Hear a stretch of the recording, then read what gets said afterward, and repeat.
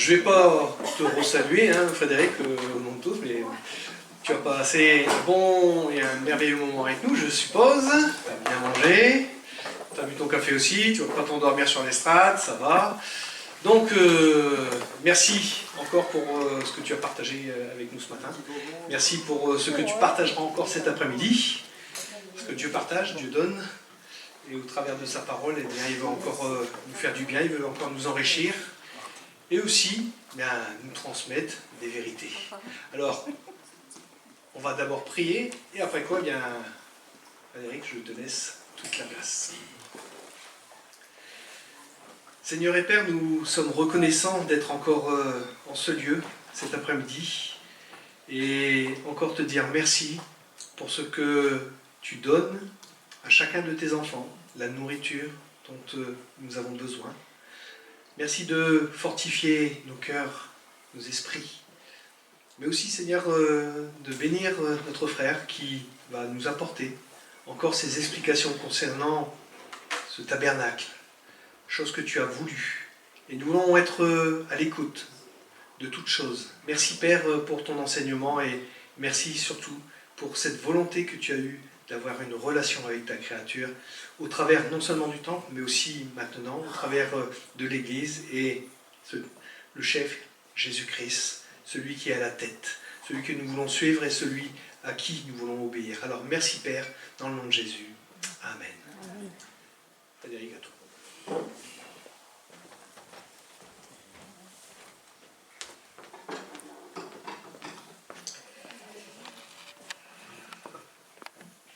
Voilà, nous sommes un petit groupe, mais très bien, ça avance ensemble pour cette troisième et dernière partie. Donc je ne vais pas résumer tout ce que j'ai déjà dit, mais je pense que voilà, la plupart étaient là. Qui n'était pas là d'ailleurs les premières fois? C'est 1, 2, 3, 4, oula, 5, 6, 7, oui d'accord. Bon, je ne vais pas peut-être faire de résumé, mais nous avons en fait évoqué la première partie qui était l'extérieur et la porte d'entrée avec les tribus telles qu'elles étaient placées, ainsi que les Lévites.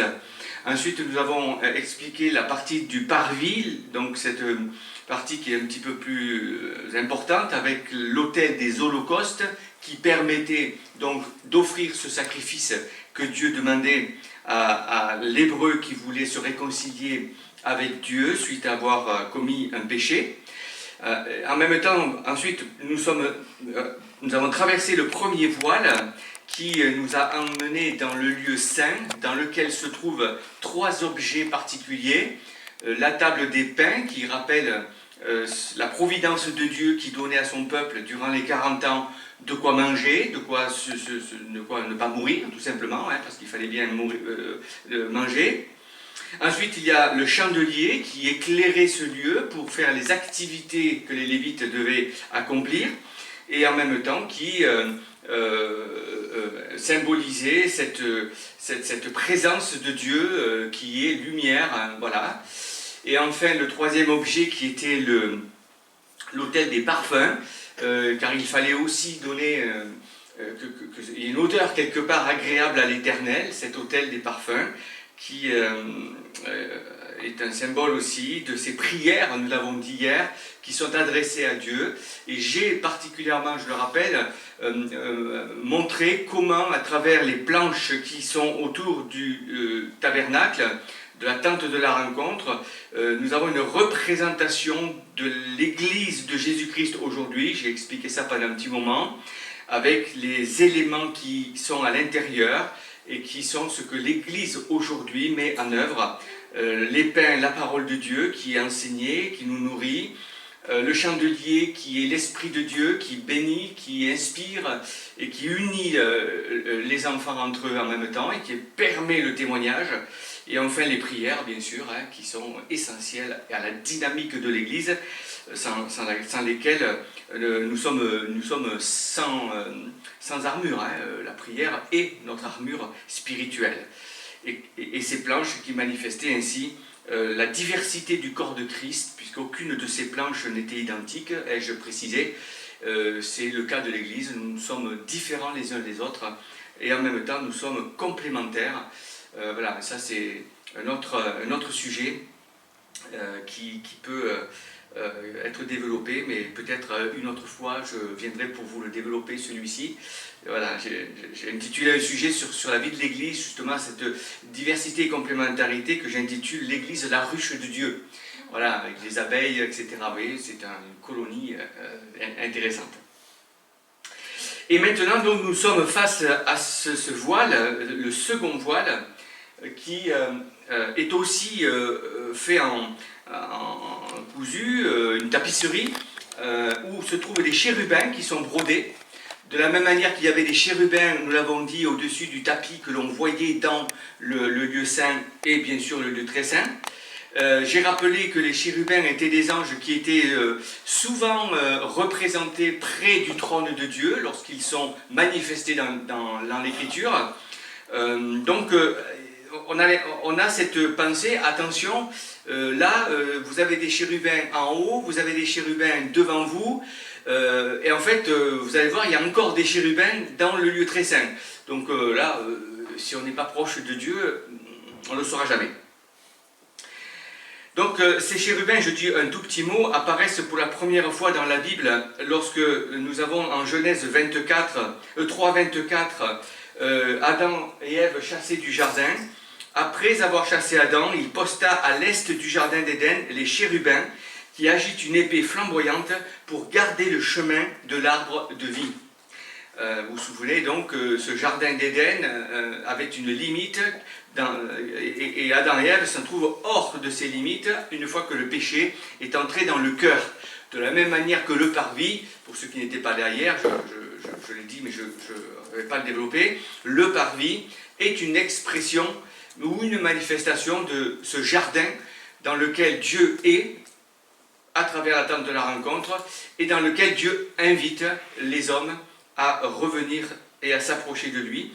Et nous savons qu'à travers Jésus-Christ, nous pouvons maintenant venir à lui simplement. La christologie que nous avons évoquée hier va être évoquée encore pour la dernière partie, mais je le rappelle pour ceux qui n'y étaient pas, tous les éléments, tout ce que nous avons un petit peu évoqué, ont une note prophétique ou christologique par rapport au regard du Nouveau Testament vers l'Ancien Testament. La table des pains, je rappelle, Dieu a dit « Je suis le pain descendu du ciel ». Le chandelier, Jésus a dit « Je suis la lumière du monde ». Donc il y a une évocation en particulier de ces éléments sur le Christ qui s'est approprié, on peut dire, le tabernacle, parce que c'était une préfiguration de ce qu'il allait faire. Alors les chérubins apparaissent ensuite dans certaines visions qu'ont eu certains prophètes de l'Ancien Testament.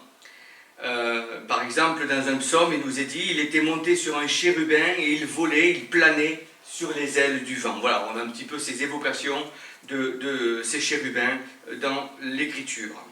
C'est pourquoi ce voile, donc, avec ces chérubins brodés, symbolise la gloire de Dieu, mais aussi un mur infranchissable. Il y avait une interdiction formelle de traverser ce voile. Dans l'Exode 33, Dieu dit à Moïse « Tu ne pourras pas voir mon visage, car l'homme ne peut me voir et vivre ». Là, on est dans la relation entre Moïse et Dieu, mais on est dans la même situation ici. Tu ne pourras pas entrer dans ma présence et rester en vie. Hein, c'est un petit peu la même pensée. Donc nous avons vu que Moïse pouvait entrer dans l'intimité avec Dieu, dans la tente de la rencontre qui se trouvait au départ à l'extérieur du camp. Il parlait avec Dieu comme un homme parle avec un homme, face à face. Et ça, c'était le privilège de Moïse, qui a été le seul. Bon, on ne sait pas comment Dieu parlait à Abraham, puis Isaac, Jacob, c'est moins précisé, mais avec Moïse, c'est très clair. Hein. Voilà, c'est peut-être le seul qui a eu ce privilège-là. D'ailleurs, la face de Dieu se projetait sur Moïse au point que quand il descendait de la montagne, le visage était tellement illuminé qu'il devait se couvrir le visage, ce qui devait être spectaculaire. Donc, seul Moïse avait l'autorisation pour pénétrer derrière le voile des chérubins. Il est dit, il y a un texte, alors je dirai un petit peu plus loin ce texte, je vais le donner un peu plus loin. Donc, à la fois Moïse allait dans le lieu très saint pour parler à Dieu quand il avait des questions, des situations à gérer, et ô combien il en a eu parce que le peuple n'était pas facile, et en même temps, quand l'Éternel voulait lui inculquer, lui parler, il le convoquait, ou en tout cas, il donnait rendez-vous ici, dans ce lieu particulier. Quant à Aaron, son frère, nous allons en parler dans un petit moment, eh bien, le grand souverain sacrificateur, il avait l'autorisation de franchir ce voile qu'une seule fois par année, au moment où il devait célébrer la fête du grand pardon, du Yom Kippour, que les Juifs fêtent encore aujourd'hui, où il allait dans ce lieu apporter le sang du sacrifice qu'il avait au préalablement opéré dans le parvis, avec d'autres sacrifices bien sûr. Ça, voilà, c'est un autre sujet, je ne vais pas le développer. Donc ce voile mesurait 5 mètres de haut, hein, c'est à ce titre-là que la différence avec le voile du temple de Jérusalem reconstruit ou construit par Salomon et reconstruit par Hérode un peu plus tard, qui lui faisait 18 mètres de haut. Donc c'est ce voile qui va être déchiré au moment où le Seigneur va expirer sur la croix. Donc 18 mètres de hauteur, vous imaginez un petit peu l'affaire, hein. Le souverain sacrificateur qui se trouvait en lieu et place, le Nouveau Testament nous en parle, a été témoin de cette déchirure qui ne pouvait venir d'un homme, mais bel et bien de Dieu. Voilà, qui au moment où le Seigneur donne la vie, donne sa vie, il se déchire, disant ainsi, voilà, maintenant vous pouvez aller jusque-là. Avant, vous pouvez venir dans le parvis, vous entriez aussi dans ma présence, le lieu saint, mais maintenant, enfin ma présence, là où je suis, en fait, là où j'inculque quelque chose pour que vous puissiez être sanctifiés, mais maintenant vous pouvez entrer chez moi, dans mon intimité quelque part, parce que tout est réalisé, l'agneau de Dieu, on a dit hier, qui ôte le péché du monde, vient de mourir. Bien sûr, ce verset que nous connaissons bien de Jean 3,16, que je ne cite pas, et qui rappelle et qui résume bien cette situation. Alors le voile était suspendu et tenu par 4 poteaux, 4 piliers. J'ai rappelé que, selon ce que je saisis personnellement, parce que ce n'est pas écrit noir sur blanc, j'interprétais un petit peu les 4 poteaux, je rappelle pour ceux qui n'étaient pas là hier, les 4 poteaux qui tiennent à la première porte, les 4 évangiles qui parlent de celui qui a dit « Je suis la porte », Matthieu, Marc, Luc, Jean.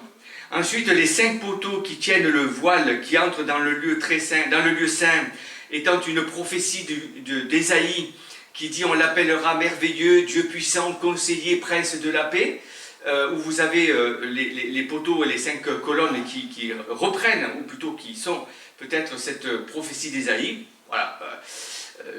Je ne l'ai pas dit hier, mais si vous aviez envie d'appeler ces poteaux Genèse, Exode, Lévitique, Nombre, Deutéronome, je signe, hein, et vous faites comme vous voulez, il n'y a pas de souci, on peut aussi. Hein, voilà.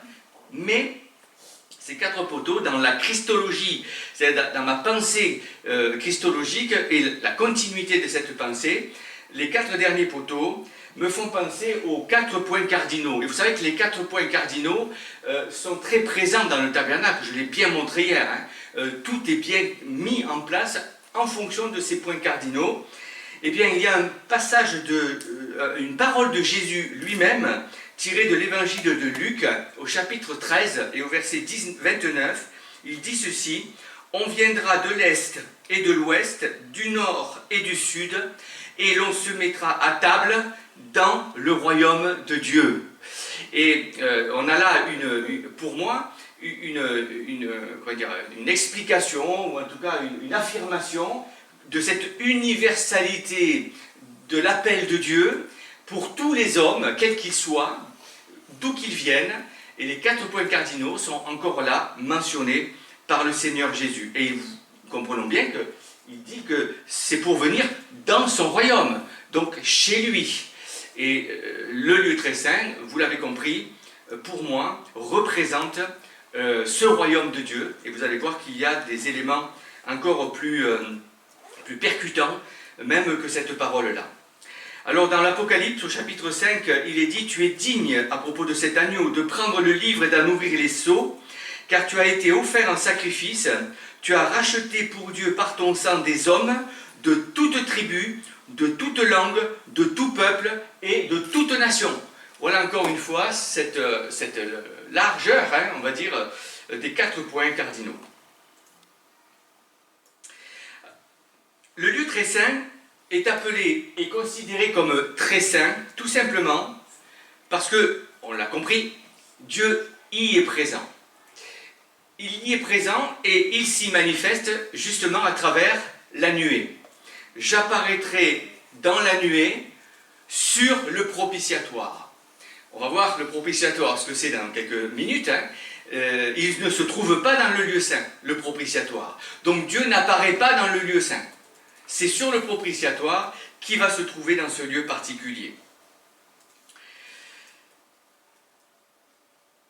C'est peut-être dans ce lieu, mais d'une autre façon, que l'apôtre Paul sera ravi au 3e ciel, puisqu'il dit dans l'épître aux Corinthiens qu'il révèle qu'il fut ravi au 3e ciel et qu'il considérait ce 3e ciel comme le paradis, c'est-à-dire la présence même de Dieu.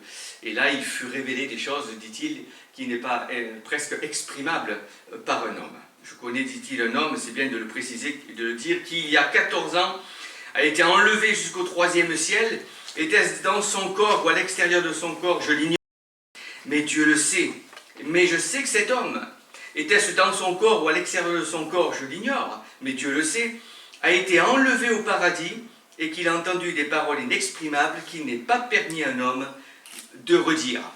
On suppose, enfin, j'imagine que cette expérience vécue par l'apôtre l'a été au moment où il fut saisi sur le chemin de Damas, aveuglé par une lumière qui l'a rendu aveugle et qui, durant cette cécité de 3 jours, a pu lui permettre peut-être d'être en dehors du temps, recevant les révélations spéciales qu'il avait besoin pour mettre les pièces du puzzle en place, parce qu'il connaissait énormément de choses, Paul, un pharisien, la loi il la connaissait sur le bout des doigts. Le problème, c'est qu'il n'avait pas fait le lien, la corrélation entre la loi, enfin l'ancienne alliance, et le Messie qu'il savait venir, mais qu'il ne voyait pas en Jésus. Et là, bien évidemment, tout s'est mis en place, et il a pu commencer son ministère et être le plus efficace possible à ce niveau-là. La particularité du lieu très saint, c'est que c'est un lieu qui est cubique, contrairement au lieu saint qui est rectangulaire. Et là, c'est pertinent, parce que cela nous renvoie à un texte de l'Apocalypse qui nous présente la nouvelle Jérusalem que nous attendons et que le Seigneur prépare. Et il nous est dit, à propos de cette ville, elle avait la forme d'un carré, et c'est Jean qui en a la vision. Sa longueur était égale à sa largeur.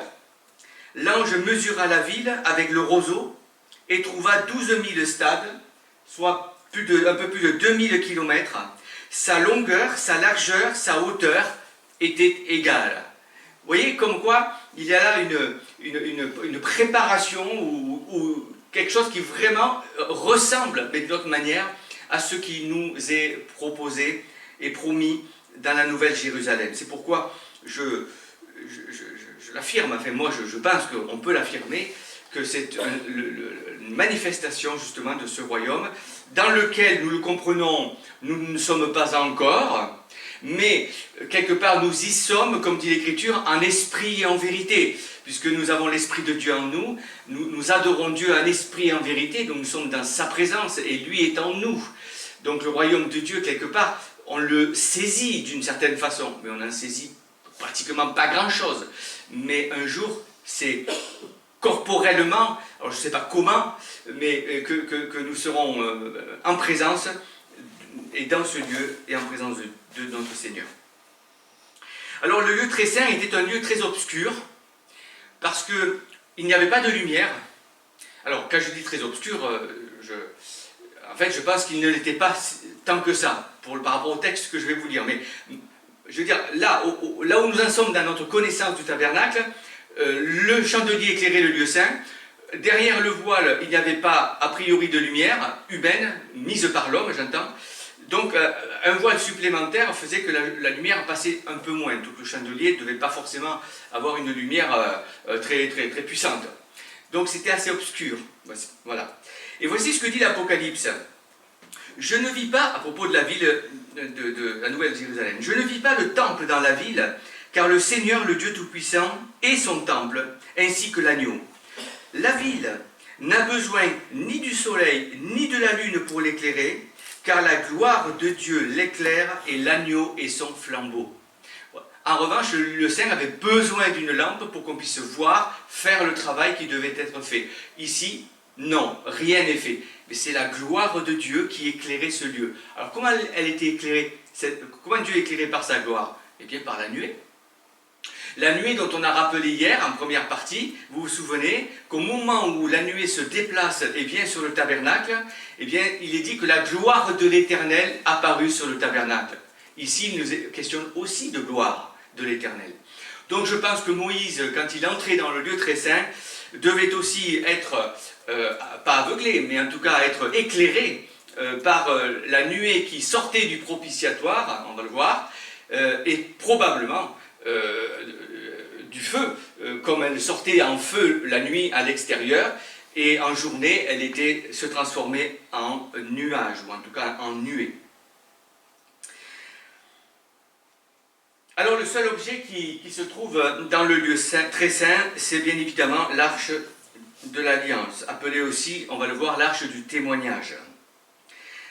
John Alexander, dans son livre sur Moïse, et donc sur le tabernacle aussi, a écrit « Elle n'a pas été construite pour le tabernacle, mais le tabernacle a été construit pour l'arche de l'Alliance. » En fait, Moïse a probablement construit ce coffre et son couvercle au moment où il avait reçu les lois de Dieu, la deuxième édition, et qu'il l'avait placé dans la tente de la rencontre qui se trouvait à l'extérieur du camp, vous vous souvenez. Et puis après, on construit une maison plus grande, pour pouvoir y travailler, enfin y proposer et y manifester quelque chose de particulier, y compris les sacrifices, et donc elle a été transposée, ou transportée dans le lieu très saint. Alors l'arche de l'Alliance, comme vous le voyez, a des barres pour la porter, comme d'ailleurs tous les autres éléments, mais à la différence des premiers éléments, on n'avait pas le droit de toucher le coffre de l'arche de l'Alliance. Il fallait absolument la porter avec les barres. Tu feras des barres en bois d'acacia que tu couvriras d'or. Tu passeras les barres dans les anneaux sur les côtés du coffre pour qu'elles servent à son transport. Les barres restent... Pardon, hop là, voilà. Eh bien, je vais y arriver. Voilà. Les barres resteront dans les anneaux du coffre et n'en sortiront pas. L'Éternel a mis à part la tribu de Lévi et lui a ordonné de porter l'arche de l'Alliance. Le calcul qu'a fait un chrétien par rapport au poids estime que l'arche de l'Alliance devait peser aux environs de 350 kg. Bois d'acacia au niveau du coffre, recouvert d'or, le couvercle, fameux propitiatoire, en or pur. Il fallait donc 8 porteurs, 2 de chaque côté des barres, hein, voilà, pour pouvoir porter la barre. Et j'ai rencontré ce monsieur qui m'expliquait que souvent on met un seul porteur dans les images, il trouve que c'est d'abord un peu juste au niveau du poids, mais il trouve aussi que c'est très risqué. Parce que, imaginons cette arche qui est portée sur les épaules et qui ne devait jamais être mise sur un char tiré par des bœufs, si un des 4, s'il n'y en avait que 4, trébuche et fait une secousse, parce que quand on trébuche, forcément les 3 ne s'y attendent pas, hein, et qu'avec le poids qu'ils avaient sur l'épaule, par malheur, ça devait basculer ou essayer de basculer, et le réflexe aurait été de la toucher. En revanche, si vous mettez, et ça paraît très logique, hein, 2 personnes par côté, ben, s'il y en a une qui trébuche, il y a quand même une qui est du même côté, qui est là pour la soutenir. Je trouvais assez évident comme réflexion. Mais ça, c'est une hypothèse, parce que ce n'est pas dit clairement, enfin, ce n'est même pas dit du tout, combien de personnes l'a transporté. En tout cas, on apprend que quelques siècles plus tard, au temps de David, le roi et ses conseillers semblaient ne pas bien connaître les instructions que le Seigneur avait données à Moïse, ou les avait un peu mis de côté. Lorsqu'ils essayèrent de transporter, ou qu'ils voulurent transporter l'arche de l'Alliance et la ramener à Jérusalem, là où David avait construit une tente pour l'arche de l'Alliance, pour la mettre à côté de chez lui, avant même de réaliser qu'il s'était fait une belle maison et que finalement la présence de Dieu était dans une tente, et c'est pour ça qu'il voudra construire un temple, que Salomon fera. Eh bien, ils font transporter cette arche et ils la mettent sur des chars, enfin sur une charrette tirée par des bœufs. Et à un moment donné, la charrette passe par des ornières, j'imagine, donc ça bascule un petit peu, et un certain Uza, bien intentionné, bien évidemment, met la main pour éviter qu'elle tombe. Et il est en fait foudroyé par Dieu sur place. Et c'est vrai que quand on lit ce texte, sur le coup, on se dit, ouais, mais quand même, Dieu, il est dur avec lui. Quand même, il essayait de faire en sorte que l'arche ne tombe pas. C'était de bonne intention, hein, il n'y a pas de souci. Et puis il le tue. Mais attention, Dieu donne des règles et il faut y obéir. Et David, il nous est dit, se construisit des maisons dans la ville de David, il prépara aussi donc un emplacement pour l'arche de Dieu, il dressa une tente pour l'abriter. Il dit alors, l'arche de Dieu ne doit être portée que par les Lévites, car c'est eux que l'Éternel a choisis. Ça, c'est après l'épisode d'Uza. Hein. Ils ont été chercher ce qui se passait, et pourquoi il s'est passé ceci, et ils ont compris. Et c'est eux que l'Éternel a choisis pour porter son coffre et en faire toujours le service. Alors vous êtes des chefs de famille des Lévites, consacrez-vous avec vos frères, et faites monter l'arche de l'Éternel, là où en fait elle s'était arrêtée, puisqu'il y avait Uza qui était mort et il y avait un problème, donc vous ne savez plus trop comment il fallait faire, à l'emplacement que je lui ai préparé. Parce que vous n'y étiez pas la première fois, l'Éternel, notre Dieu, nous a frappés. Voilà l'épisode d'Uza. Nous ne l'avions pas recherché conformément aux règles. Les prêtres et les Lévites se consacrèrent donc pour faire monter l'arche de l'Éternel, du Dieu d'Israël. Les fils des Lévites portèrent l'arche de Dieu sur leurs épaules, avec des barres, comme Moïse l'avait ordonné, d'après la parole de l'Éternel. Alors l'arche va se composer de deux éléments, on l'a déjà un peu sous-entendu et donné. La partie rectangulaire, alors on va commencer par la partie haute, qui est le fameux propitiatoire. Alors là où je suis en arrière, voilà. Donc ce propitiatoire, l'idée c'est, le nom c'est rendre propice ou rendre agréable, on va voir pourquoi ça s'appelle comme ça. Fabriqué en or massif, tu feras un couvercle en or pur, tu feras 2 chérubins en or battu, aux 2 extrémités de ce propitiatoire. Vous les ferez sortir du propitiatoire à ces 2 extrémités. Les chérubins étendront les ailes par-dessus le propitiatoire. Ils le couvriront de leurs ailes et se feront face l'un à l'autre. Ils auront le visage tourné vers ce couvercle. Donc les yeux étaient au centre de ce couvercle. C'est pour ça que voilà, je les ai fabriqués de cette manière-là, tel que cela est donné dans ce texte d'Exode. Donc ils étaient, ces chérubins, dans une attitude d'adoration. Et là, je vous fais remarquer encore une fois, on a affaire à des chérubins. Vous voyez, chérubins en haut, chérubins devant, par rapport au voile, et chérubins sur le propitiatoire. Voilà, on a encore là cette notion du trône de Dieu. C'est donc là, dit-il, que je te rencontrerai, du haut du propitiatoire, entre les 2 chérubins, placés sur l'arche du témoignage, et je te donnerai tous mes ordres pour les Israélites. Donc nous comprenons par ce passage-là que Moïse avait autorisation pour être présent dans ce lieu, même quand la nuée était présente. Car la nuée, vous l'avez compris, vous le voyez sur l'image, elle s'échappait d'entre les chérubins et elle montait, traversant les voiles, les couvertures dont nous avons parlé, et montait dans le ciel. C'est là que je te rencontrerai. Je suis présent ici dans l'arche de l'Alliance.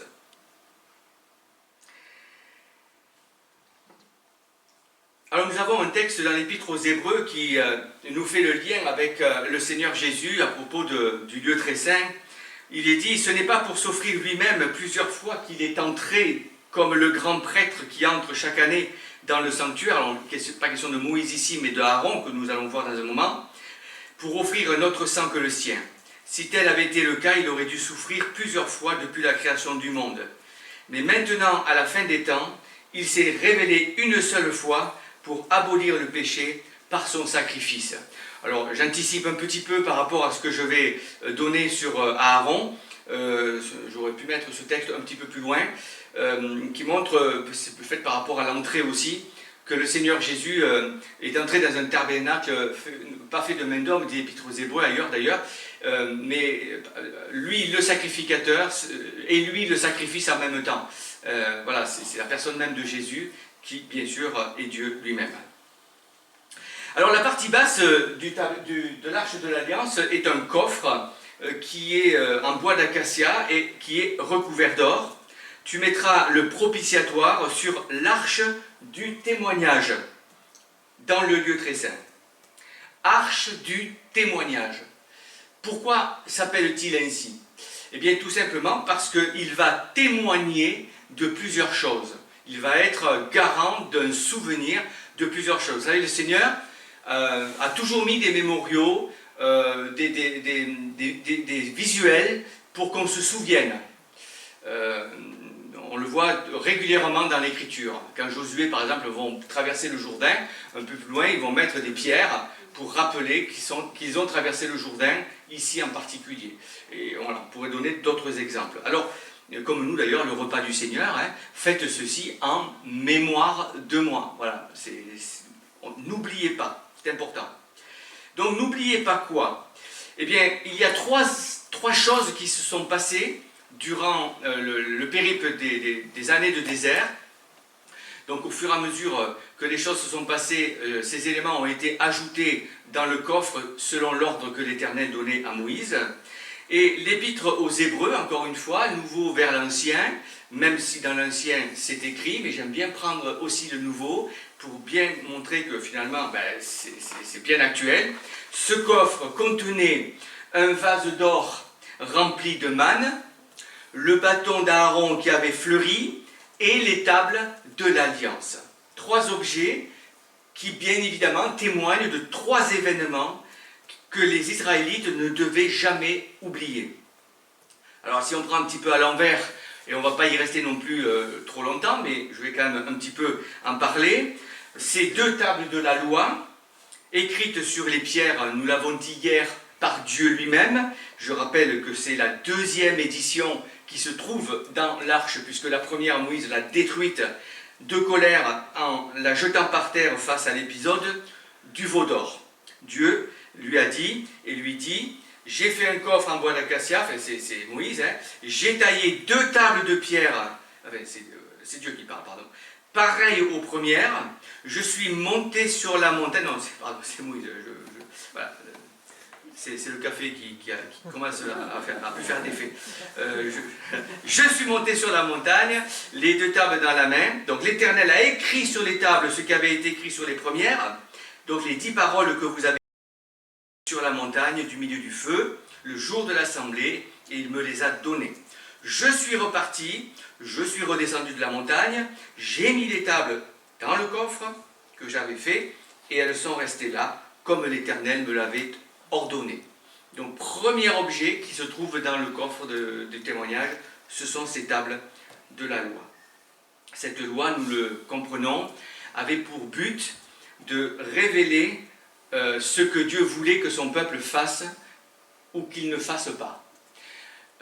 En fait, le peuple d'Israël, je pense qu'il aurait aimé qu'un autre soit choisi à sa place, a été choisi, on ne sait pas pourquoi, à travers Abraham, un Babylonien de Chaldée, on ne sait pas pourquoi, c'est lui. Voilà, choix de Dieu, souveraineté de Dieu. Et de Abraham, la descendance, nous l'avons compris, on l'a vu en première partie hier, a donné ces 12 tribus d'Israël, lesquelles sont devenues, on l'a dit, un peuple, mais un peuple c'est pas que Dieu s'ennuyait pour avoir un peuple à s'occuper. C'est que Dieu voulait que ce peuple, au milieu des nations, manifeste son nom, c'est-à-dire révèle son existence, et dise et montre aux nations qu'est-ce qui est bien, qu'est-ce qui est mal à ses yeux, par rapport à la Genèse et au péché qui est entré dans le cœur de l'homme. Donc c'était une responsabilité incroyable qu'il devait faire. Je ne sais pas s'ils en étaient conscients. Et malheureusement, ils n'ont pas été jusqu'au bout. Ils ont souvent désobéi, ils n'ont pas fait ce que Dieu voulait, etc. Et c'est pourquoi Dieu les a mis un moment de côté. Ils y sont encore, en fait, en tant que nation, hein, puisque les païens, et on l'a signalé hier, sont entrés dans le plan de Dieu. Mais voilà une responsabilité qu'ils avaient à gérer.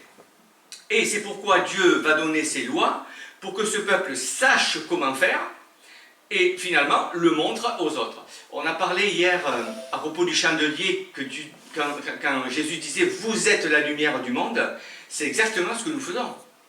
Nous sommes, en tant que lumière, des porteurs de la parole de Dieu, des témoins de Dieu lui-même. C'est une responsabilité incroyablement puissante aussi. Ce n'est pas simplement mes mots qui vont être un témoin ou un témoignage, c'est mon attitude aussi. Moi j'aime beaucoup ces trois mots, et ça avait été repris, je crois, au centre évangélique il y a 2 ans en arrière, mais je l'avais déjà un petit peu évoqué dans certaines conférences. Je me suis dit, tiens, il me copie, je suis content. Non, je plaisante. Les trois mots, c'est les trois lettres, c'est EDF. C'est facile parce que quand vous allez payer votre prochaine facture, vous allez vous en rappeler. Être, dire, faire. Si les 3 choses ne sont pas les mêmes, sur la même socle, même base, votre témoignage il est nul, il s'oppose quelque part. Voilà. Que je sois, que je dise ou que je fasse, ce soit pour la gloire de Dieu. Et ça c'est important, et c'est ce que le peuple d'Israël devait faire à travers les lois qui lui sont données. Ainsi, cette loi a été gravée dans des pierres, sur des pierres. Nous avons vu tout à l'heure pour le prophète Ézéchiel, ce qu'il disait, je vais vous les mettre dans les cœurs, dans la chair, un cœur de chair. Et c'est ce que dit le prophète Jérémie. « Voici l'alliance que je ferai avec la communauté d'Israël après ces jours-là, déclare l'Éternel. Je mettrai ma loi à l'intérieur d'eux, je l'écrirai dans leur cœur, je serai leur Dieu et ils seront mon peuple. » Situation qui peut être mise en parallèle, ou en tout cas qu'on peut voir avec le retour d'Israël, ou en tout cas la réalisation, pas la réalisation, mais le fait qu'ils reconnaîtront réellement qui est le Christ, celui qu'ils ont percé, selon ce que dit le prophète Zacharie. Peut-être qu'on peut mettre ce texte avec. Voilà, ça reste quand même, je reste assez prudent quand même à ce sujet. Ensuite, assez tôt quand même, hein, Moïse va placer le deuxième objet, qui est le vase, dans lequel il va mettre de la manne, comme le Seigneur lui dit, prends, alors c'est Aaron qui doit le faire, hein, puisque Moïse lui demande de le faire, hein, prends un vase, mets-y 2 litres de manne, et dépose-le devant l'Éternel, afin qu'il soit conservé pour vos descendants, suivant l'ordre donné par l'Éternel à Moïse. Aaron le déposa devant le témoignage afin qu'il soit conservé. Alors, ce texte de l'Ancien Testament, et c'est pour ça que j'ai cité l'Épître aux Hébreux, pourrait laisser supposer qu'il l'ait mis devant l'arche de l'Alliance, c'est-à-dire au pied de l'arche, même si c'était dans le lieu très saint, mais pas forcément à l'intérieur.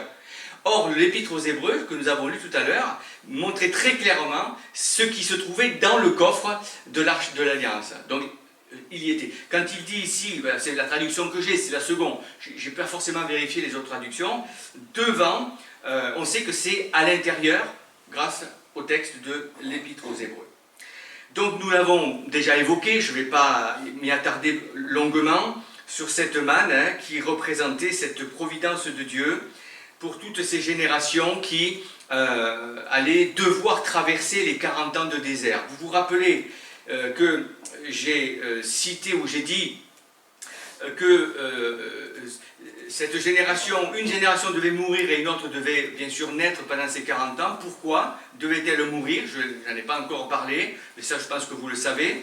Lorsqu'au bout de, je crois que c'était 17 jours seulement, quand ils sont partis du Sinaï et qu'ils sont arrivés à Kadesh Barnéa, c'est-à-dire aux portes du pays promis dans lequel ils devaient rentrer, il y avait à peu près 17 jours, moins de 20 jours, Moïse envoie des espions, 12 espions, dont Josué et Caleb. Et ces espions restent 40 jours à explorer le pays. Et quand ils reviennent, 10 des 12 découragent le peuple en disant « Non, non, il ne faut pas y aller, ils sont trop puissants, ils ceci, cela, etc. » Très négatif.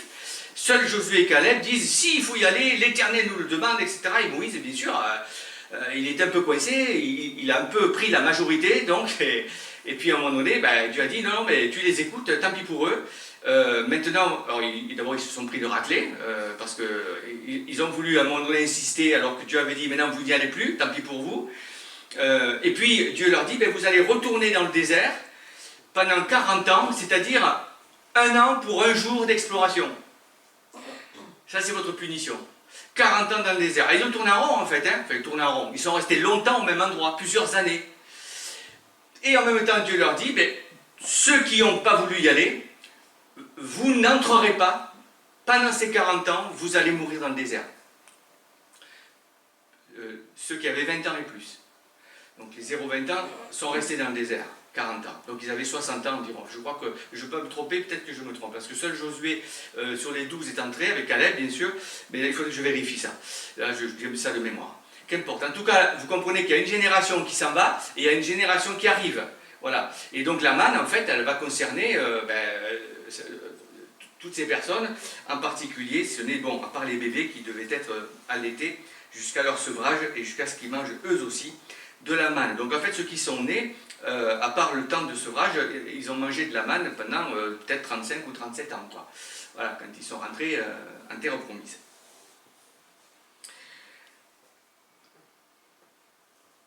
Et puis le dernier objet qui se trouve dans l'arche du témoignage, c'est le fameux bâton d'Aaron. Là, il y a quelque chose sur lequel il faut que nous nous arrêtions un peu, parce qu'il s'est passé un événement assez particulier, je dirais même assez violent, un événement qui est souvent rapporté par ce qu'on appelle la révolte de Corée. Et Aaron, qui était le frère aîné de Moïse, avait été choisi par Dieu comme souverain sacrificateur. C'était le premier. Ses fils devaient lui succéder, ou en tout cas, si ce n'était pas ses fils, la famille d'Aaron. Et cela a dû être confirmé après justement une contestation d'un certain Corée et de ses complices, 3 hommes de la tribu de Ruben, qui avaient entraîné avec eux 250 Israélites. En fait, pour être un peu plus cru, c'est Corée et ses acolytes qui viennent un jour vers Moïse et qui lui disent bon, écoute Moïse, c'est bien beau tout ça là, mais pourquoi c'est ton frère qui est souvent un sacrificateur? Tu l'as pistonné ou quoi? Il n'y a pas de raison que ce soit lui. Parce que c'est ton frère que tu l'as mis là. De quel droit? Nous, on n'est pas d'accord. Pourquoi pas un de nous? Et c'est dans cet esprit-là que Moïse est attristé, bien évidemment, Aaron aussi. Moïse, il commence à être un peu plus qu'en colère. Hein. Ils se soulevèrent donc, dit le texte, contre Moïse, avec 250 Israélites, des princes de l'assemblée, de ceux que l'on convoquait à l'assemblée, qui étaient des hommes respectés. Ils se rassemblèrent contre Moïse et Aaron et leur dirent « En voilà assez ». En effet, tous les membres de l'Assemblée sont saints et l'Éternel est au milieu d'eux. Pourquoi vous élevez-vous au-dessus de l'Assemblée de l'Éternel? En fait, ils supposent que eux ont usurpé en fait leur place. Parce que la majorité dit non, non, nous, c'est pas vous. Prenez chacun donc, dit Moïse, votre brûle-parfum, mettez-y du parfum, et vous vous souvenez que le parfum qu'il fallait apporter à Dieu était un parfum consacré et particulier. Hein. Donc ça déjà, ils ne pouvaient pas le faire. Mais présentez chacun votre brûle-parfum devant l'Éternel. Il y aura 250 brûle-parfums. Aaron et toi, vous y prendrez aussi chacun le vôtre.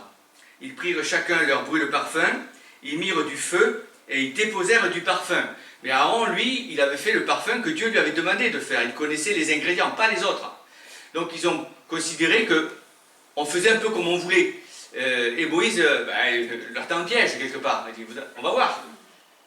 Parce que le parfum, c'était important.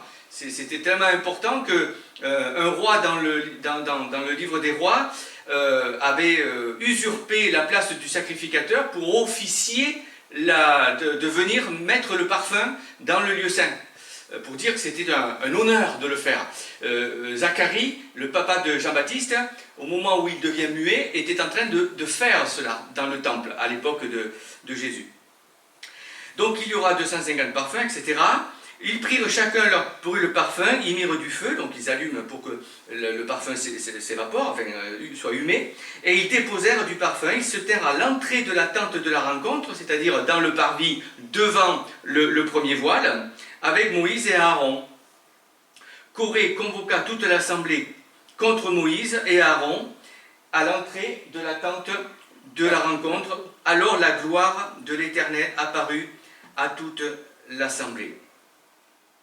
Et alors j'ai pas mis le texte, j'aurais peut-être dû le mettre quand même celui-là, c'est un oubli, parce que je le raconte en fait, mais je ne l'ai pas écrit.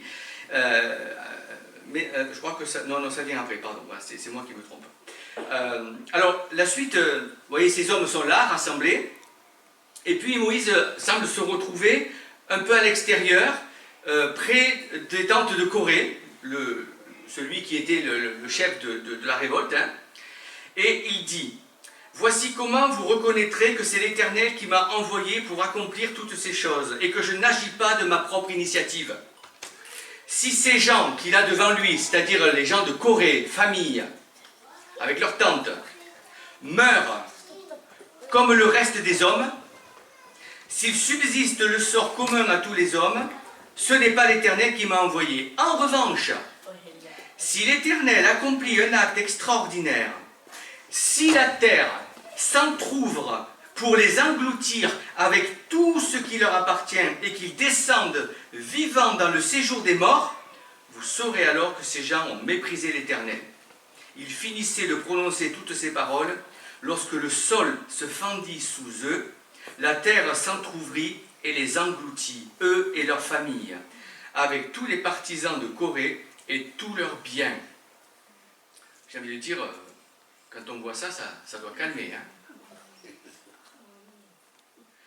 Tous les Israélites qui étaient autour d'eux s'enfuirent à leurs cris. Ils se disaient en effet: fuyons, sinon la terre nous engloutira. Un feu jaillit, venu de l'Éternel, et là nous nous retrouvons devant le voile, et dévora les 250 hommes qui offraient alors des parfums. On les avait laissés faire, Moïse était parti, le sol s'est ouvert, et en même temps le feu est tombé sur ces 250 hommes.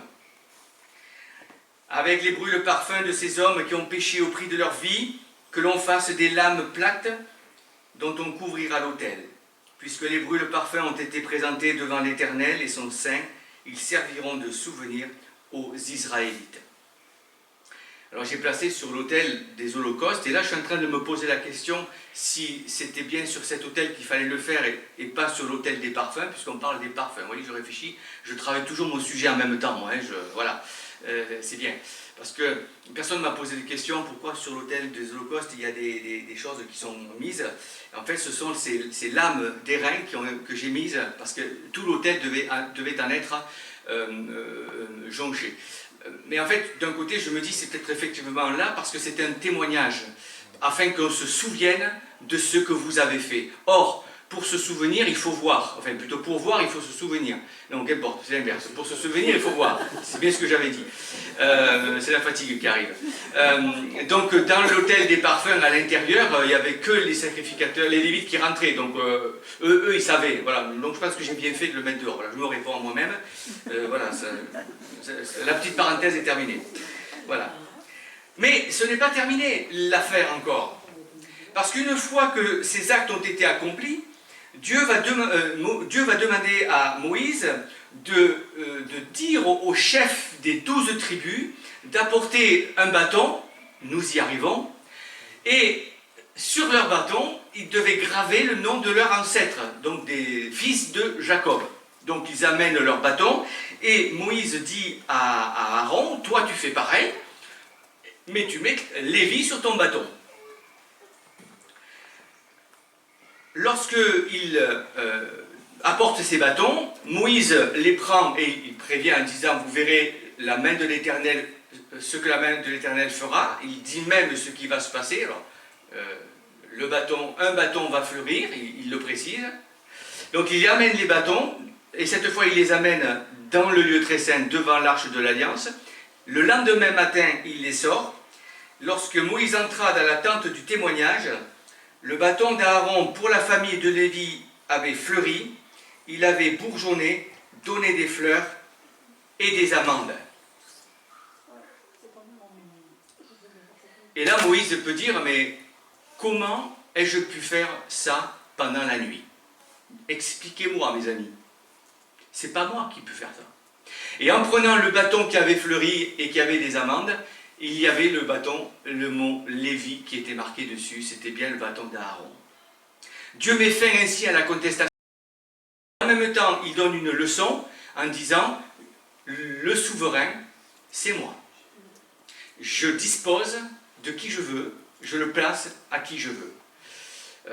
Et c'est comme ça aussi dans l'appel, j'en ai parlé un petit peu ce matin, mais dans la mise en place des ministères, des dons spirituels dans l'Église, etc. C'est Dieu qui donne, c'est pas l'homme qui se met en place. Et Dieu donne souvent ce qu'il ordonne. Donc s'il t'ordonne de faire ça, il va te donner les moyens de l'accomplir. C'est une évidence. Mais alors, il y a quand même quelque chose qui est beau ici, malgré tout, dans cette histoire terrible. C'est qu'en fait, l'amandier, je ne sais pas si vous en avez ici des amandiers. Non. Chez nous, l'amandier, dans le Midi, c'est l'arbre le premier arbre au printemps qui donne ses fleurs, puis les fruits et feuilles, feuilles et fruits. C'est le premier. Et c'est au printemps. Qu'est-ce qui va se passer au printemps, 1400 ans plus tard, à un jour de Pâques? C'est la résurrection de Jésus. Ce bâton qui fleurit est une manifestation, en tout cas une prophétie, pas une prophétie, mais en tout cas un symbole de ce qui va se passer plus tard. Quand Jésus est descendu de la croix, qu'il est mort, on le met au tombeau. Qu'est-ce qu'on met au tombeau? Un corps mort qui va durcir, tel un bâton. C'est comme ça. Le corps durcit, puis se décompose. Sauf que le Seigneur va arrêter ça. Le Seigneur va ressusciter 3 jours après. Il va être le premier-né d'entre les morts, afin d'être en tout le premier. Pâques, la résurrection. Pâques, la nature qui explose, le printemps qui explose, les fruits qui arrivent, les fleurs et les fruits qui vont bientôt arriver, etc. C'est bien ce qui se passe au moment où Jésus va ressusciter. Il a été déclaré fils de Dieu avec puissance, dit l'apôtre Paul aux Romains, par sa résurrection. D'ailleurs, la proclamation de Paul à Athènes ne perd rien de sa solennité lorsqu'il nous est dit dans Acte 17 ceci, sans tenir compte des temps d'ignorance, c'est Paul qui parle sur l'aéropage, Dieu annonce maintenant à tous les êtres humains, partout où ils se trouvent, qu'ils doivent changer d'attitude parce qu'il a fixé un jour où il jugera le monde avec justice par l'homme qu'il a désigné. On est exactement dans l'histoire du bâton. Aaron que j'ai désigné. Et vous voyez comment je l'ai désigné? Regardez les fleurs. Et que dit Paul? Il en a donné à tous une preuve de quoi? De l'homme désigné en le ressuscitant. On a ici exactement la même chose en préfiguration de Seigneur Jésus par ce bâton. Ce n'est pas pour rien que le Seigneur d'ailleurs va rester 40 jours se montrant à ses disciples, se montrant à des peuples, au peuple, etc. Parce qu'il faut que la résurrection soit attestée, sans quoi, comme dit Paul en Corinthiens 15, notre foi, elle ne vaut rien. Mais parce que Dieu est ressuscité, alors nous sommes les plus heureux des hommes. Puisqu'il dira l'inverse, l'apôtre Paul. Si Christ n'est pas ressuscité, vous êtes les plus malheureux de tous les hommes. Mais nous sommes heureux, n'est-ce pas? Nous y croyons de tout notre cœur. Alors pour être complet terminer avec le lieu très saint, il nous est dit que quand Moïse eut achevé d'écrire les paroles de cette loi sur un livre, donc durant le temps des 40 ans, Moïse bien sûr est là, hein, il aura 120 ans quand il va mourir bien sûr, mais il travaille Moïse, hein. Il reçoit les lois, pas que les 10 commandements, le Lévitique, il écrit, puis il semble écrire aussi les péripéties, son livre de bord, hein, un peu comme un marin écrit son livre de bord, qui donnera aujourd'hui ce qu'on appelle le Pentateuque. Hein. Eh bien, il fit ce commandement aux Lévites qui portaient l'arche de l'alliance de l'Éternel, et il leur dit, prenez ce livre de la loi, donc c'était un rouleau, hein, et mettez-le à côté de l'arche de l'alliance, donc dans le lieu très saint, forcément.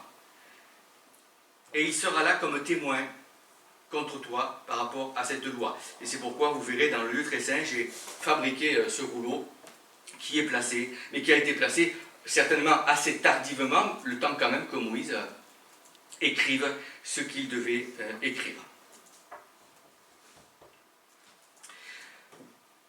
Alors, avant de passer maintenant à donner quelques mots sur les sacrificateurs, je voudrais juste rappeler que par rapport à ces 3 éléments de l'arche de l'Alliance, on peut dire que la loi qui est représentée par les 10 commandements représente ou manifeste l'obéissance qu'il faut donner au Seigneur. L'obéissance. Qu'est-ce que tu dois faire? Je te le dis. Obéis à ce que je te dis. La manne pourrait représenter la dépendance. C'est l'assistance de Dieu. Je dépends de toi. Et je ne peux rien faire sans toi. Tout m'est donné par toi, Seigneur. Et le bâton d'Aaron pourrait bien représenter la confiance à tout ce que Dieu fait, à tout ce que Dieu décide dans ma vie. Ou dans l'Église aussi. Hein. Voilà, Dieu place. Si je sais que c'est Dieu, je ne le conteste pas. Voilà, et j'essaie de faire attention surtout à cela. Voilà, nous arrivons maintenant vers la fin et nous allons parler un peu des sacrificateurs. Vous avez, et vous l'avez remarqué, les sacrificateurs qui ont une tunique blanche, donc ce sont les kéatites, hein, simplement les kéatites qui étaient destinés à travailler. Donc là encore, on ne sait pas comment ils procédaient, mais il y avait certainement un ordre bien précis. Aaron et d'autres, peut-être à qui il a donné des responsabilités, devaient faire des... pas les 3-8, mais peut-être, hein, tel, voilà, toi tu feras ça, tel jour, telle heure, etc. Enfin, on le suppose en tout cas. Et ils se relayaient. Voilà. Donc ils avaient cette tunique blanche, ils étaient consacrés, et quand ils étaient consacrés, c'était un moment solennel, hein, il y avait une onction qui était faite, ils devaient se laver, être purs, etc. Et on leur donnait ce vêtement particulier, avec cette ceinture qui était des couleurs que nous avons déjà évoquées. L'ensemble étant bien disposé, les prêtres qui font le service entrent en tout temps dans la première partie du tabernacle, c'est-à-dire le lieu saint, mais dans la seconde, seul le grand prêtre entre, et ce, une fois par an, non sans y apporter du sang qu'il offre pour lui-même et pour les péchés du peuple. Donc, je ne rajoute pas plus hein, par rapport à ces sacrificateurs. C'est Lévite en fait hein, qui faisait office, qui accueillait les Israélites et puis qui opérait dans le lieu saint pour le pain, pour le chandelier, mais Aaron aussi faisait le chandelier et les parfums en particulier. Donc c'est sans nul doute bien sûr la tenue du souverain sacrificateur qui attire notre attention, vous l'avez remarqué si vous êtes venu voir dans le lieu saint. L'Exode va consacrer 2 chapitres entiers, 28 et 29, à sa description et conception de cet habit. Alors on ne va pas s'arrêter, bien évidemment, sur tout, hein, ce serait un peu long. Il nous est dit, tu feras à ton frère Aaron des vêtements sacrés pour marquer son importance et son rang. Tu parleras à tous les artisans que j'ai remplis d'un esprit d'habileté, et ils feront les vêtements qu'Aaron portera lorsqu'il sera consacré, et lorsqu'il remplira la fonction de prêtre pour moi. Voici les vêtements qu'ils feront, un pectoral, un éphod, une robe, une tunique brodée, une tiare, une écharpe, Ils feront des vêtements sacrés destinés à ton frère Aaron et à ses fils lorsqu'ils rempliront la fonction de prêtre pour moi. Ils emploieront de l'or, des étoffes teintes en bleu, en pourpre, en cramoisi et du fin lin. Donc vous voyez qu'on retrouve les quatre choses, couleurs, en tout cas, oui, couleurs, que nous avons vues ailleurs. Donc cette tenue officielle du grand prêtre était extrêmement somptueuse, avec de belles couleurs et des bijoux. Sur le vêtement bleu, nous avons ce dont il a été déjà évoqué, l'éphod, qui est cette tunique en fait un peu comme un tablier, qui semble être un élément important de la tenue, au point que Dieu en parlera lorsqu'il consacrera, ou s'adressera à Élie, le sacrificateur, lui reprochant de laisser faire ses fils, lesquels déshonoraient la fonction de prêtre par leur comportement. Et voici ce qu'il dit.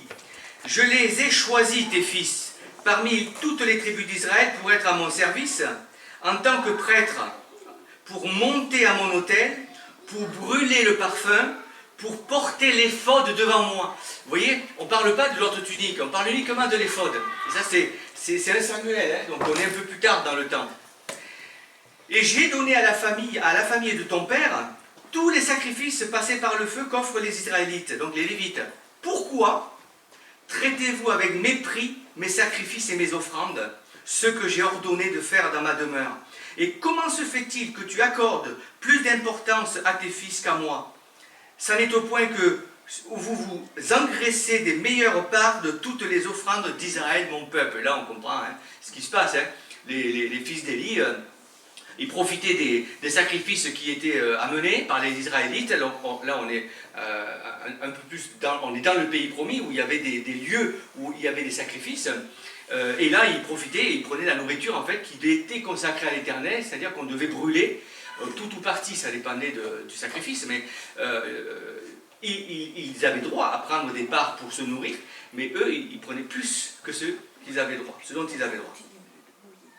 Donc cette fameuse éphod comprenait comprenait une poche dans laquelle étaient l'Urim et le Tumim, que l'on peut aussi traduire par lumière et perfection dans la traduction. C'était des objets, alors c'est très mystérieux parce que c'est pas vraiment comment les choses se passaient, des objets que l'on utilisait pour saisir la volonté de Dieu. Soit on les jetait par terre et on interprétait ce qui se passait. Voilà, on n'a pas de description de la manière, enfin à ma connaissance en tout cas, dont ils pouvaient comprendre ce qu'ils voyaient. Donc ils servaient en tout cas, ça c'est une évidence, à consulter l'Éternel en certaines occasions. Ils sont d'ailleurs beaucoup plus fréquemment nommés au temps de Saül et de David. Voilà. Et même Saül, à un moment donné, quand il désobéit et que Samuel arrive, il lui dit « Ah, mais consulte l'Urim et le Tumim pour moi, je veux savoir, etc. » Donc oui, c'était quelque chose qui était assez courant par rapport, surtout au roi, pour comprendre et connaître la volonté de Dieu. Alors sur l'éphod, aux épaulettes, se trouvaient 2 pierres sur lesquelles étaient gravés les 12 noms des tribus d'Israël, 6 d'un côté et 6 de l'autre. Et là c'est intéressant parce qu'on a l'impression que Dieu lui dit « Écoute Aaron, tu vas porter sur tes épaules ce peuple comme moi je vous porte sur mes épaules. Tel un berger porte sa brebis sur ses épaules quand elle a besoin d'être secourue. » Voilà.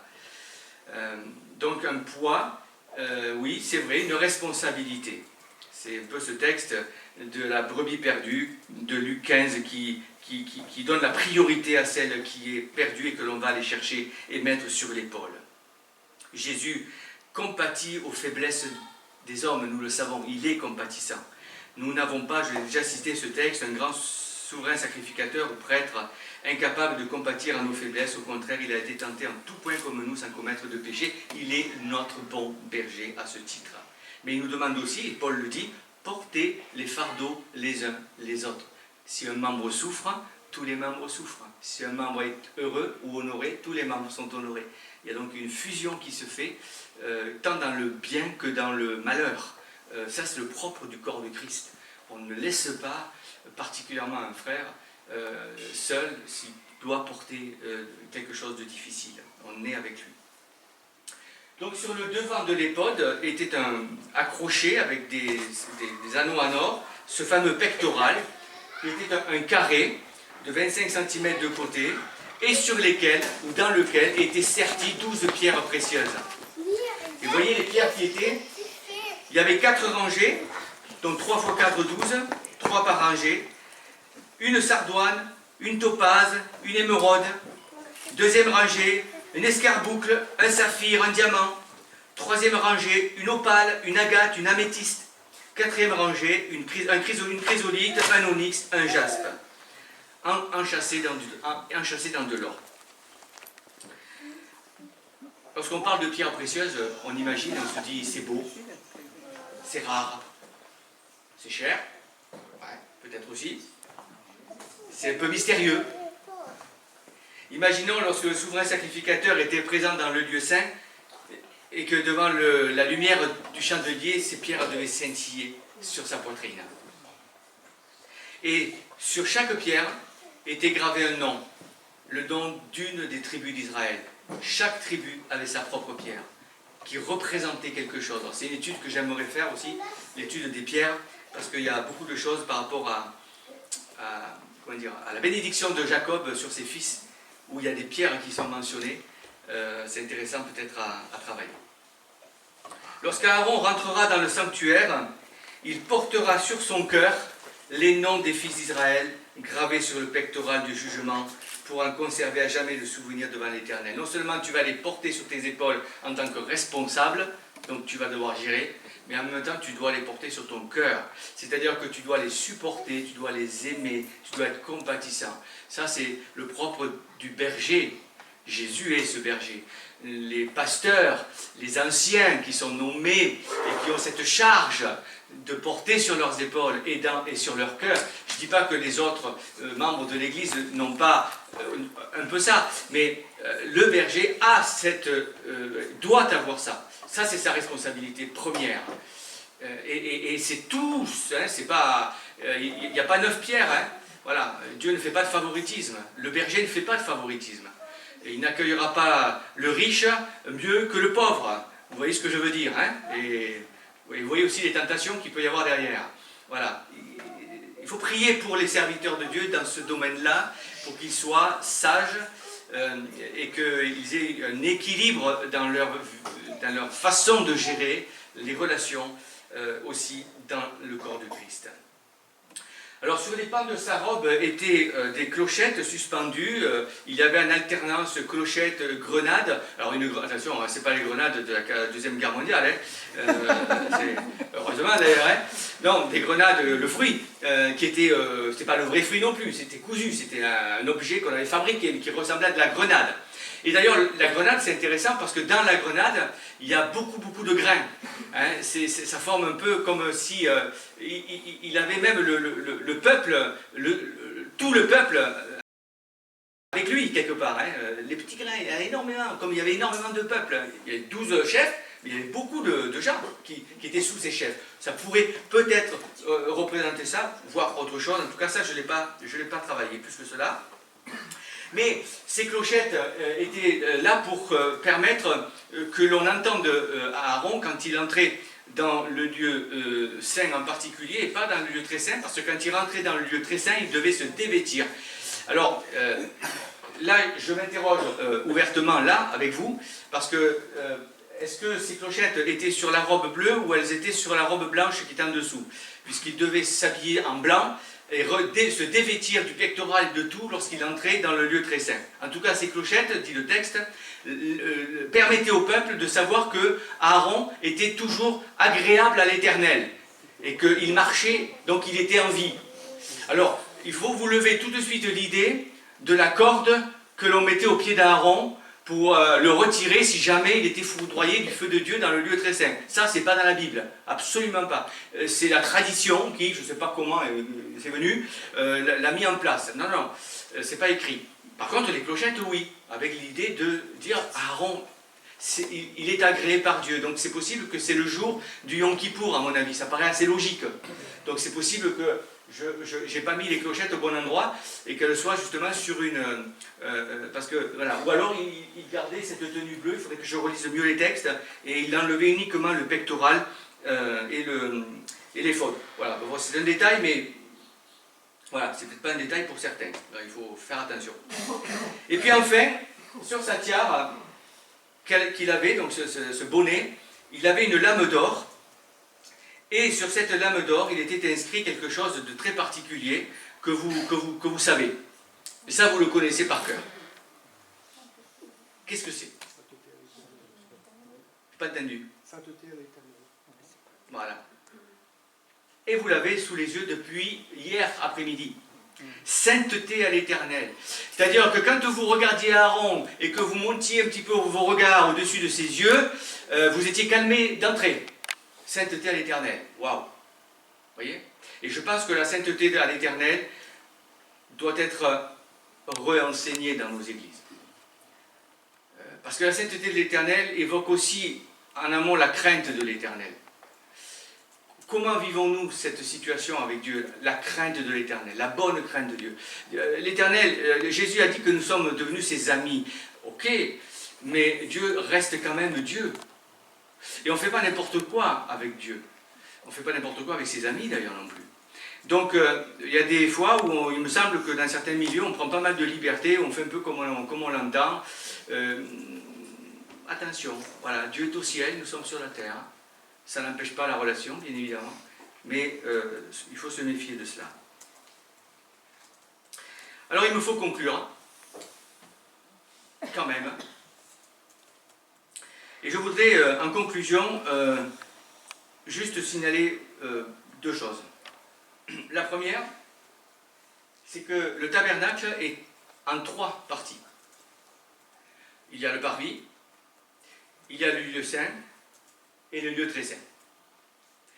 Et cela évoque tout de suite la personne de Dieu, un Dieu trinitaire, Père, Fils et Saint-Esprit. Alors, je ne suis pas en train de dire que le Saint-Esprit c'est là, le Père c'est là, le Fils c'est là. Ça non, ça ne m'intéresse pas. Moi c'est surtout le global. Pour garder cette notion de Trinité, si vous voulez expliquer à des enfants la Trinité, vous pouvez dire et prendre l'image de l'eau qui est en liquide, qui est en solide et qui est en vapeur. Et c'est toujours de l'eau. C'est la même chose pour la Trinité. Il est Père, il est Fils, il est Saint-Esprit, mais c'est toujours Dieu. Chaque partie est Dieu et les trois font Dieu. De même que j'ai montré qu'à la lumière de la Nouvelle Alliance, souvenez-vous avec les couvertures en particulier, la dimension de la grâce, avec Jésus qui vient sur terre, etc. Je ne vais pas y revenir. Je voudrais vous montrer, pour terminer, cette dimension horizontale de la grâce que nous pouvons voir aussi dans le tabernacle et qui vont se rejoindre, bien évidemment, dans un lieu, et pas n'importe lequel, dans le lieu très saint.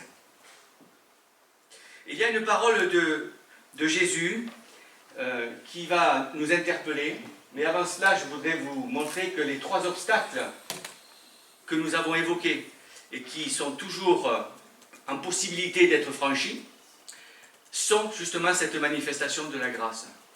Par une parole que Jésus a dite, encore une fois, le Nouveau Testament va nous éclairer de quelque chose. Jésus a dit, « Je suis le chemin, la vérité et la vie. Nul ne vient au Père que par moi. » Et où se trouve le Père? Ici, dans le lieu très saint. Et il évoque trois situations, chemin, vérité et vie. Je pense que ces trois portes pourraient bien évoquer ces trois chemins, enfin ces trois situations. Le chemin, bien évidemment, montre la direction. Quand quelqu'un nous demande son chemin, quand il est perdu, on va lui dire « Ouais, le chemin, c'est là, va par là. C'est là le chemin, vas-y. » Vous n'allez pas être forcément beaucoup plus précis, plus ou moins. Vous dire « Ouais, c'est par là. Prends celui, le chemin. » Quant à la vérité, qui nous conduit dans le lieu saint, nous avons vu comment ce lieu saint pouvait être le lieu de l'adoration, le lieu de la sanctification. le lieu que nous vivons aujourd'hui et qui s'appelle Église, épouse, corps de Christ. Que dit l'apôtre Jean? Je n'ai pas de plus grande joie que d'apprendre que mes enfants, donc les chrétiens, marchent dans la vérité. L'apôtre Paul à Timothée, je t'écris avec l'espoir de te rejoindre bientôt, cependant si j'ai du retard, tu sauras ainsi comment il faut se conduire dans la maison de Dieu, le tabernacle de Dieu, qui est l'église du Dieu vivant, pilier et soutien de la vérité. Donc nous avons une responsabilité parce que nous détenons la vérité par la grâce de Dieu, par le Saint-Esprit. C'est quelque chose dont nous devons être fiers, mais en même temps, c'est une responsabilité de la partager. On n'est pas là pour la tenir entre nous. Mais nous devons aussi la vivre pour nous-mêmes. Et enfin, bien sûr, vous comprenez facilement la troisième porte, si je puis dire, c'est cette porte qui mène au lieu très saint, là où se trouve Dieu. Dieu, le « je suis » de ce matin, c'est-à-dire l'éternel. Un Dieu éternel, un Dieu d'éternité, un Dieu qui nous a promis la vie et la vie éternelle. Celui qui boira de l'eau que je lui donnerai n'aura plus jamais soif. L'eau que je lui donnerai deviendra en lui une source d'eau qui jaillira jusque dans la vie éternelle. Ainsi, l'affirmation de Jésus, je suis le chemin, la vérité et la vie, n'est rien de moins que la seule voie, nous le comprenons, qui ouvre au salut et à l'accès au lieu très saint pour être dans la présence de Dieu. Et ça, c'est un message que nous devons dire avec fermeté, avec autorité, avec passion et amour. J'ai débuté par ce verset, c'était la première chose que j'ai dite hier après-midi, une des premières en tout cas. La grâce de Dieu, source de salut pour tous les hommes, a été révélée. Et l'apôtre Paul continue tout de suite par ces versets qui suivent et qui me semblent être un excellent résumé de ce que nous avons dit. La grâce nous enseigne à renoncer à un mode de vie impie, donc d'être déjà dans un parvis, et aux convoitises de ce monde qui est à l'extérieur, et vivre dans le temps présent, c'est-à-dire dans l'Église où nous sommes, conformément à la sagesse, la justice et la piété, en attendant notre bienheureuse espérance, c'est le royaume de Dieu, la manifestation de la gloire de notre grand Dieu et Sauveur Jésus-Christ, résumé de ce que nous avons vu. Et comme si Paul ne veut surtout pas qu'on se trompe de chemin, il rappelle l'essentiel, et là il nous fait revenir à l'autel des holocaustes et à la porte dont nous avons parlé.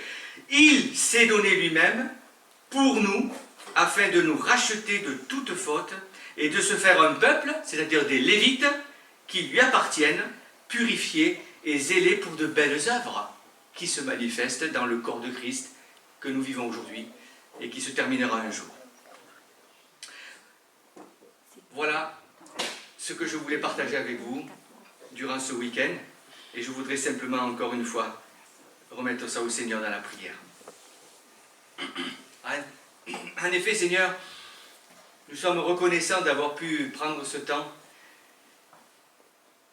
Tu nous as, Seigneur, certainement éclairé de beaucoup de choses, rappeler aussi des choses, Seigneur, importantes pour notre vie, pour l'Église dans laquelle nous sommes, ton corps, tu en es la tête. Permets que nous puissions les mettre en pratique aussi, Seigneur, et nous rappeler de cela. Oui, merci pour ces vérités, merci parce que ta parole est belle, Seigneur. Et je suis conscient que nous n'avons pas décelé tous les trésors, bien entendu, et qu'il nous reste encore beaucoup de chemin. Mais quel parcours, Seigneur, encore devant nous, extraordinaire, avant ton retour ou avant que la mort nous prenne.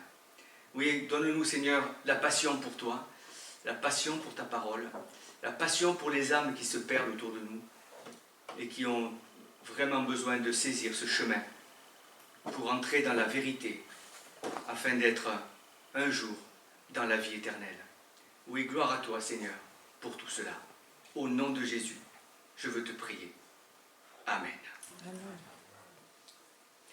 Alors, je me suis permis de vous...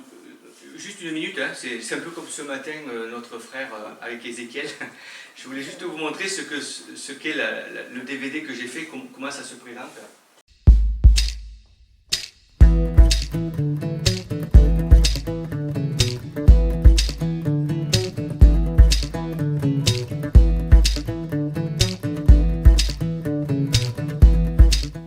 vous invite à une rencontre dans le désert du Sinaï.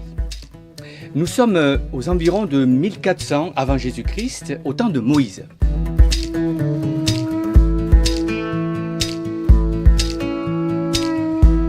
Le tabernacle est une fabuleuse christologie, c'est-à-dire qu'il nous parle de l'œuvre et de la personne de Jésus-Christ lui-même.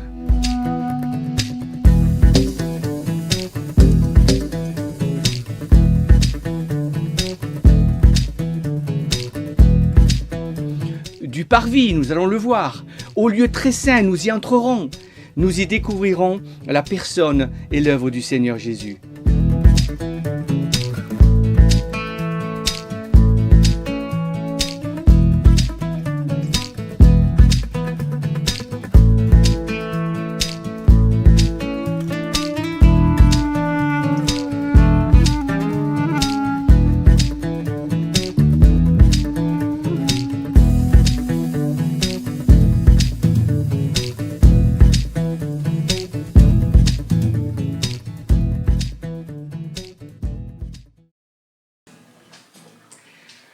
Voilà, en tout cas, j'ai été très heureux d'être à vos côtés. Voilà, on va se retrouver, vous n'hésitez pas, prenez un peu le temps, il n'y a pas de souci. Puis après, je vais commencer à démonter, parce que voilà, je dois continuer dans le désert, aller un petit peu plus loin pour m'arrêter à la prochaine étape.